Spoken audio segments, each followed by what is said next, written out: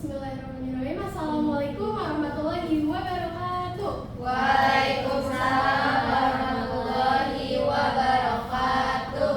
Oke, anak-anak, selamat pagi semuanya. Pagi, Ibu. Oke, alhamdulillah ya semuanya kita bisa hadir di pertemuan kali ini. Oke, anak-anak, sebelum Ibu mulai, Ibu pengen tahu nih gimana kabarnya hari ini. Alhamdulillah luar biasa.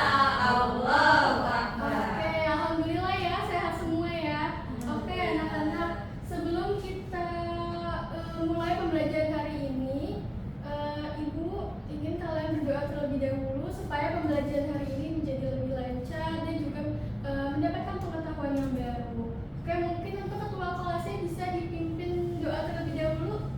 Teman-teman, sebelum kita mulai pembelajaran, kita berdoa terlebih dahulu ya, berdoa di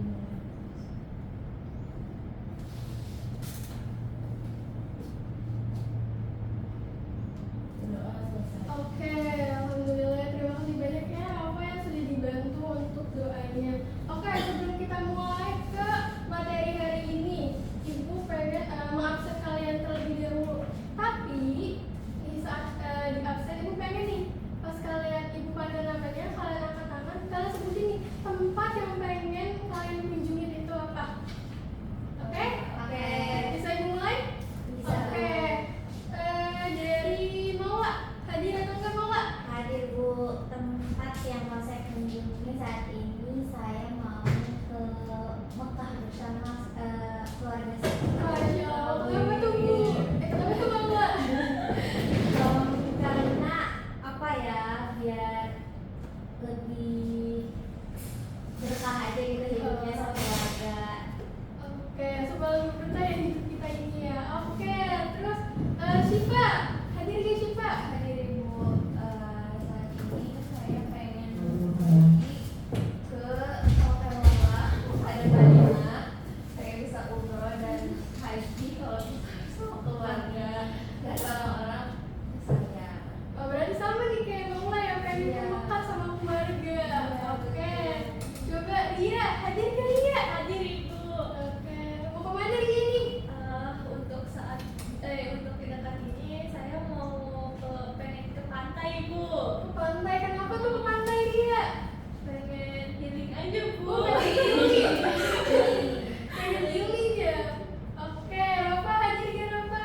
Hadir Ibu, Oke, Rafa pengen ke tempat mana nih kalau boleh tahu? saya pengen ke tempat yang danaunya itu air bersih Ibu. Oh, danaunya bersih gitu ya.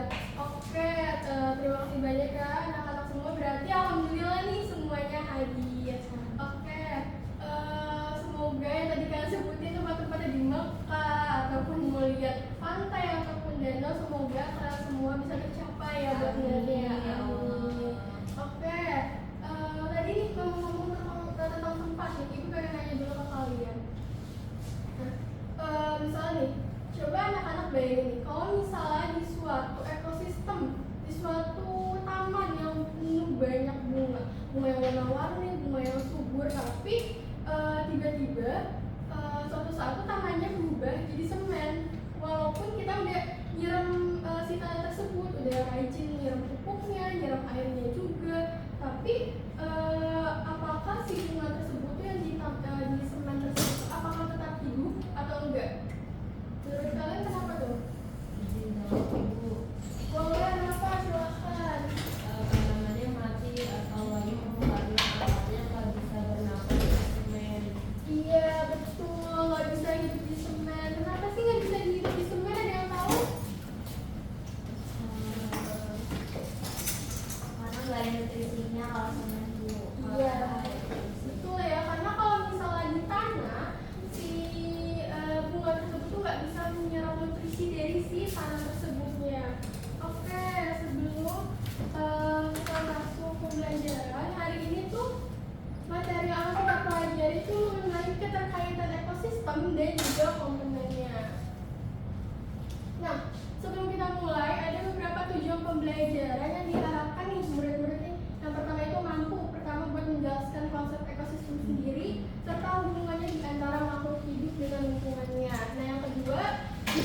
basic nih komponen abiotik, biotik, dan juga interaksinya di dalam suatu ekosistem. Nah, yang ketiga sendiri itu bisa mampu untuk menganalisis nih pengaruh komponen ekosistem terhadap keseimbangan ekosistem tersebut. Oke, anak-anak, sebelum kita masuk ke materi hari ini, Ibu pengen kalian lihat video dulu nih.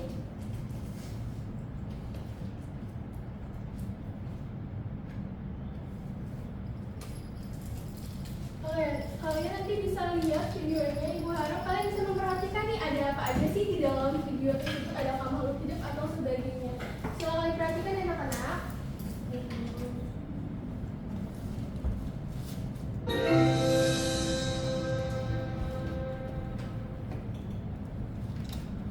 Today, we're going to take a close look at a common and unique aquatic ecosystem. Ponds. A pond is a closed body of water, often a natural feature in forests and grasslands. And they are often created by people for gardens and parks for their natural beauty and the abundance of plants and animals they attract. Ponds are generally smaller in size and depth than lakes. They're also distinct from rivers, as they contain still water without any flowing movement, current or rapids. Their shallow nature allows a variety of plants to thrive both within the water and along its edges. This rich plant life, coupled with the still waters, provides an ideal habitat for a diverse array of animals, making each pond a unique ecosystem brimming with life.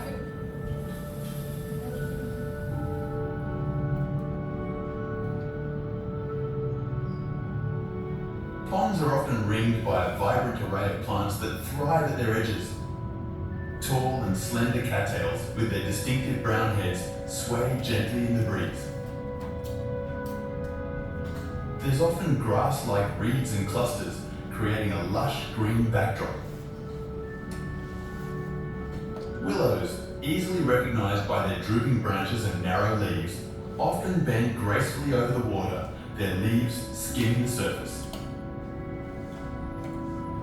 These plants not only add to the beauty of the pond, but also provide shelter and nesting grounds for various wildlife.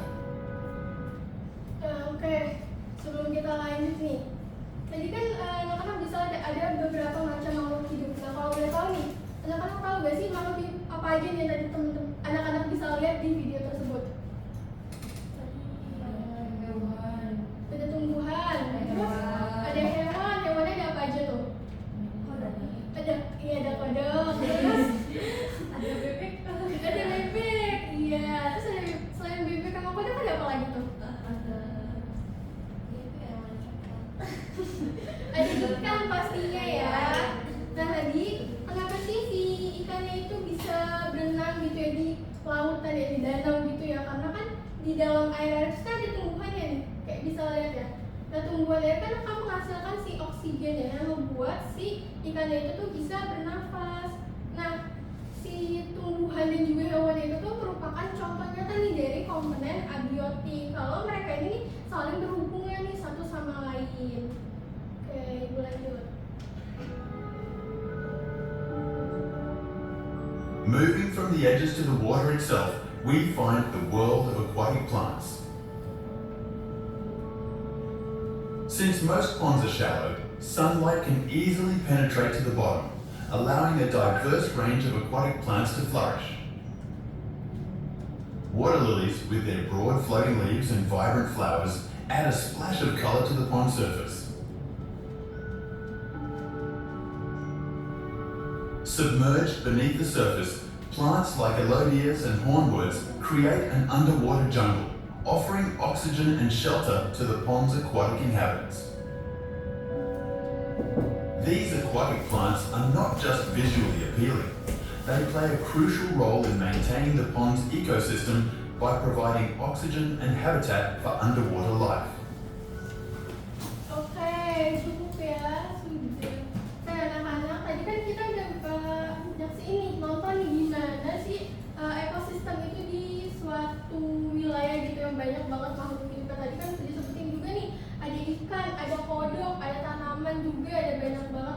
lainnya.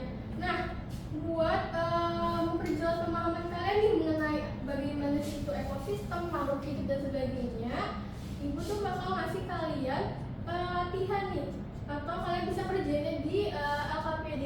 Jadi anak-anak semua bisa nih dibuka sesuai kelompok terlebih dahulu. Gue minta jadi 2 kelompok kecil aja, yang anggotanya 2 orang aja nih masing-masing. Nanti kalian kerjakan secara bersamaan.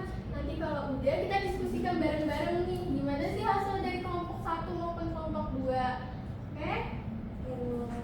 Ada ditanyain dulu untuk pengerjaan LKPD-nya anak-anak? Tidak. Oke, bisa ibu bagikan ya.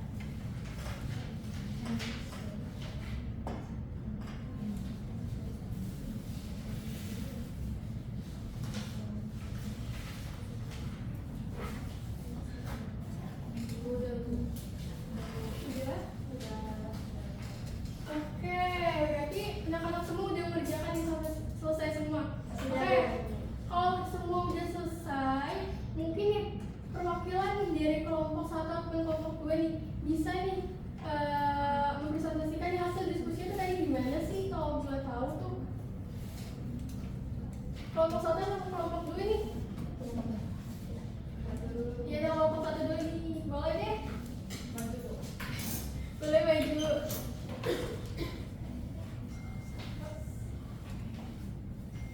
Assalamualaikum warahmatullahi wabarakatuh. Waalaikumsalam warahmatullahi wabarakatuh. Saya perwakilan dari kelompok 1 ingin mempresentasikan hasil jawaban yang sudah didiskusikan. Tadi pertanyaan pertama itu ada sebutkan komponen biotik yang kamu lihat dalam video. Tadi ada kodok, ikan, bebek, dan tumbuhan. Terus sebutkan komponen abiotiknya. Itu ada air, tanah, batu, udara. Terus apa saja aktivitas makhluk hidup yang kamu amati dalam video? Itu ada berenang dan mencari makan. Bagaimana hubungan antara tumbuhan air dan ikan dalam kolam tersebut? Tumbuhan air memberikan oksigen kepada ikan. Terus mengapa cahaya matahari penting bagi ekosistem kolam agar terjadi fotosintesis? Terus apa peran air dalam mendukung kehidupan di dalam kolam sebagai habitat ikan dan hewan-hewan air lainnya dan tumbuhan? Terus jelaskan bagaimana komponen biotik dan abiotik saling berhubungan dalam video tersebut, saling bergantungan dan memberikan manfaat. Selanjutnya, aktivitas manusia dapat memengaruhi keseimbangan ekosistem. Berikan satu contoh aktivitas manusia yang dapat merusak ekosistem serta jelaskan dampaknya terhadap makhluk. Itu membuang sampah, jadinya tuh air jadi tercemar. Terus dalam video tersebut apa yang bisa kamu simpulkan tentang pentingnya menjaga keseimbangan ekosistem agar ekosistem tetap berjalan dengan seharusnya? Terus sebutkan satu contoh tindakan yang bisa kamu lakukan untuk menjaga lingkungan di sekitarmu, membuang sampah pada tempatnya. Oke, boleh dong tepuk tangan dulu nih. Sudah kelompok 1. Oke, boleh dulu kembali perwakilan kelompok 1. Sama kelompok 2 sendiri nih, gimana nih? Bisa boleh disampaikan nggak nih? Hasil diskusinya tuh gimana sih? Kira-kira apakah hasilnya itu sama gak sih kayak kelompok 1 atau beda nih? Boleh, silahkan. Baik, dari hasil dari hasil diskusi kelompok 2 yang telah dilakukan, tadi untuk komponen abiotik yang kami temukan itu sama dengan kelompok 1, ada tumbuhan, ikan, bebek, dan kata. Terus untuk komponen abiotiknya ada air, batu, tanah, udara, sama tentunya cahaya matahari. Terus aktivitas makhluk hidup yang kami amati itu ikan, itu berenang. Terus katak tadi juga ada telur katak ya, mungkin kataknya bertelur gitu. Terus tumbuhan menghasilkan oksigen dan air itu tadi kita banyak melihat air mengalir, tentunya air menjadi sumber kehidupan. Terus gimana hubungan antara tumbuhan air dan ikan? Tumbuhan air ini memberikan oksigen dan nutrisi bagi ikan. Terus mengapa cahaya matahari penting bagi ekosistem kolam? Karena cahaya matahari sebagai sumber energi dan untuk agar tanaman-tanaman yang di atas air itu dapat menghasilkan oksigen dari hasil proses fotosintesis. Nah, peran air dalam mendukung kehidupan sebagai tempat atau habitat dari ikan. Jelaskan bagaimana komponen biotik dan abiotik saling berhubungan. Nah, misalkan kita punya contoh komponen abiotiknya ikan dan komponen biotiknya ikan dan komponen abiotiknya air. Nah, ikan membutuhkan air sebagai habitat dan juga untuk hidup gitu. Terus aktivitas manusia dapat mempengaruhi keseimbangan ekosistem. Contoh aktivitasnya apa yang merusak ekosistem dan jelaskan dampaknya. Contohnya saat kita membuang limbah ke sungai, dampaknya tentunya komponen abiotik dan biotik di dalam sungai itu bisa terganggu gitu ya keseimbangannya atau lambat laun mati gitu. Terus dari video tersebut apa yang dapat kami simpulkan tentang menjaga keseimbangan ekosistem? Tentunya kehidupan berjalan dengan seimbang dan juga berkelanjutan, dan untuk menjaga rantai makanan agar tidak terputus. Terus sebutkan satu contoh tindakan itu tidak mencemari sungai dengan limbah ataupun sampah. Oke, terima kasih banyak kepada Kak. Boleh tepuk tangan teman-teman. Oke, yang tadi disebutin anak-anak semua nih terkait komponen abiotik, biotik itu juga terkait ekosistem itu benar ya anak-anak, karena sebenarnya kita tahu ya kalau komponen abiotik maupun biotika itu saling terhubung gitu, berkesinambungan antara ekosistem. Kalaupun misalnya nggak ada salah satu pun akan terjadi gitu perputaran yang tidak sesuai, yang nanti akan mengakibatkan ke rantai makanan ataupun jaring makanan. Oke, sebelum itu kita akan bahas nah, oke. Sebelumnya tadi kan kita banyak notis nih terkait ekosistem. Apa sih ekosistem itu sendiri kalau menurut anak-anak nih?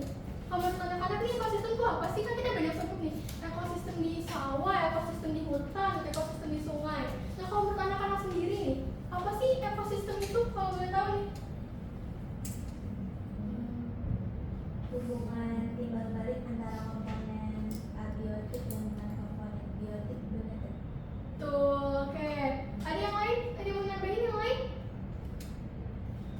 Oke, yang dibilang Maula tuh betul ya. Ekosistem sendiri tuh hubungan nih timbal balik antara makhluk hidup yaitu si biotik dengan lingkungan yang tidak hidup yaitu si abiotik. Nah mereka tuh akan menjadi satu kesatuan yang utuh. Nah mereka nih akan saling berhubungan dan juga berkesinambungan. Betul ya?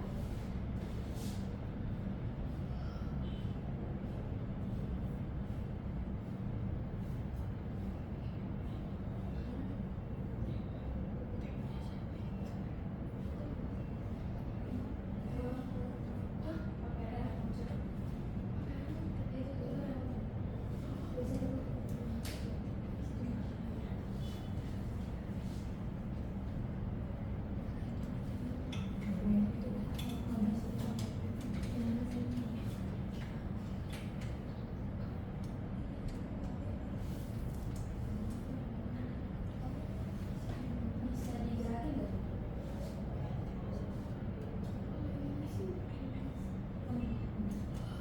nggak?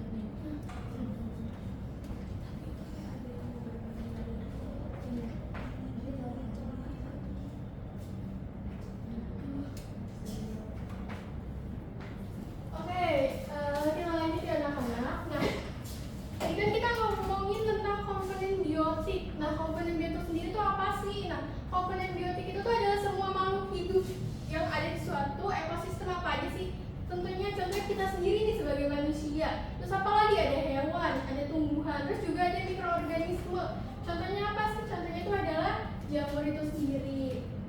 Oke, nah ada peran nih dari komponen biotik sendiri. Tentunya ada beberapa peran nih. Yang pertama itu ada peran konsumen, terus produsen dan juga pengurai. Nah si produsen ini sendiri tuh sebagai apa sih? Dia tuh akan menghasilkan makanan yang nantinya akan dimakan oleh makhluk hidup lain, yaitu sebagai peran dari konsumen. Kemudian di tahap akhirnya ada pengurai. Dia akan menguraikan sisa dari makhluk hidup sebelumnya. Oke, next kita bahas mengenai komponen abiotik. Nah tadi kalau komponen biotik adalah komponen makhluk hidup ya di alam semesta atau di suatu ekosistem. Nah kalau abiotik kebalikannya, dia itu tuh adalah benda yang tidak hidup tetapi dia mendukung kehidupan makhluk hidup itu sendiri. Nah contohnya ada apa sih? Tentunya yang kita bisa lihat ya sehari-hari, kayak air, udara, tanah, matahari, suhu, terus juga ada batu sama mineral. Oke, next. Nah, apa sih nih kayak hubungannya gitu lah antara biotik sama abiotik? Mereka saling berhubungan ya, banyak banget di kalimat-kalimat kayak abiotik dan biotik ataupun biotik dan juga biotik kebalikannya. Nah, si makhluk hidup itu sebenarnya nggak bisa hidup nih tanpa faktor abiotik. Contohnya seperti apa sih nih? Contohnya kayak gini nih. Tumbuhan itu kan pasti butuh cahaya, butuh air, butuh tanaman, butuh tanah untuk hidup, untuk tumbuh gitu loh. Nah terus ada ikan. Tentunya tadi kita lihat ya di contoh di video sebelumnya ya, kita kan lihat ya ternyata makhluk hidup lain kayak ikan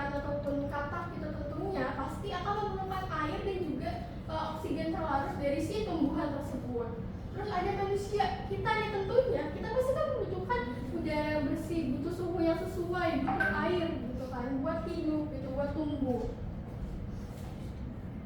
Nah, tadi ngomong ekosistem, nah pastinya kita tahu nih ada ekosistem alami dan juga ekosistem buatan. Nah, apa sih contoh dari ekosistem alami sendiri? Nah, kalau dari ekosistem alami dia tuh ada ekosistem air dan juga ekosistem darat. Nah, kalau air itu ada apa aja sih? Ada air laut, air tawar, air sungai. Sedangkan kalau darat ya pastinya ada gurun, padang rumput dan juga hutan. Nah, kalau ekosistem buatan sendiri gimana sih? Nah, kalau ekosistem buatan tuh pastinya ada bendungan, perkebunan sawit, terus hutan, sama ekosistem pemukiman yang ada di kota ataupun desa. Nah, terus gimana sih buat menjaga? Oke, anak-anak, kita tutup ya. Oke. Cukup ya, kita cukupkan materi hari ini dengan doa. Mungkin ketua kelasnya boleh dipimpin doa.